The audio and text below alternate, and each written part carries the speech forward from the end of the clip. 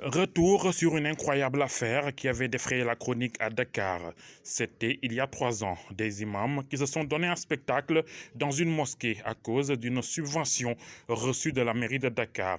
Ne pouvant les départager, le sous-préfet de Dakar Plateau avait ordonné la fermeture de la mosquée.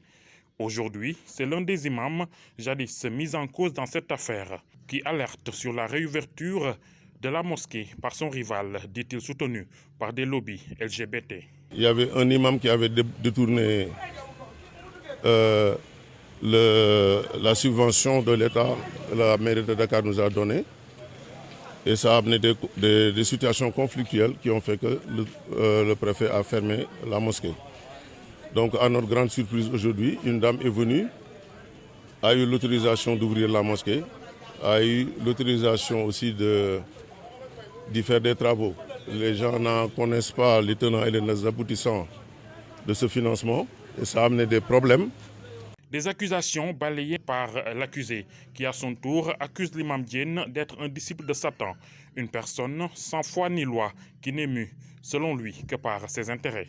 On a été accusés d'être des usurpateurs, soi-disant que nous sommes des lobbies LGBT, pour la simple et bonne raison que nous avons pris l'initiative, l'Iwajhillah pour l'unique seule face de Dieu, de venir réouvrir une mosquée, la réhabiliter et la reconstruire afin que les gens puissent prier en tout état de cause. Prier correctement leurs 5 prières parce qu'avant d'être des citoyens, ce sont des musulmans. Et c'est scandaleux qu'un soi-disant imam nous taxe de LGBT alors qu'il devait être le premier à être content de cette initiative-là en tant qu'imam. Mais Dieu nous dit dans le très saint Coran qu'il y a des shuyukh shaitan, des cheikhs et des imams qui sont là et qui travaillent pour Satan. Et donc, pourquoi on avait fermé la mosquée? C'est important de le dire aux gens. La raison pour laquelle on a fermé la mosquée, c'est parce que lui, Omar Diène et Babacar Diagne, ils se disputaient à cause de bœuf et d'argent dans la mosquée. Et ça, tout le monde en est témoin. Toutes les populations de Rebeuss en sont témoins. Donc c'est ce qui est scandaleusement frauduleux.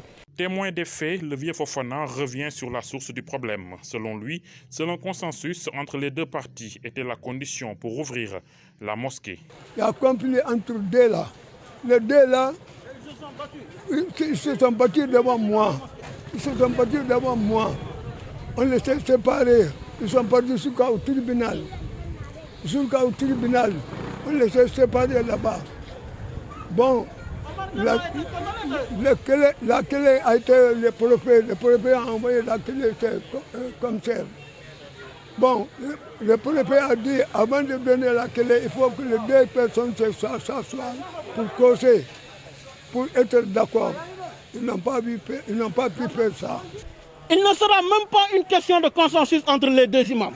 Puisqu'un imam, dès lors que tu rentres dans des conflits d'intérêts et d'argent mondain, tu es exclu.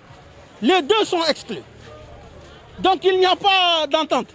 En attendant, la mosquée qui a subi l'effet du temps et qui a donc besoin d'être réfectionnée reste fermée sur ordre de l'autorité administrative qui renvoie les deux parties dos à dos. Voilà.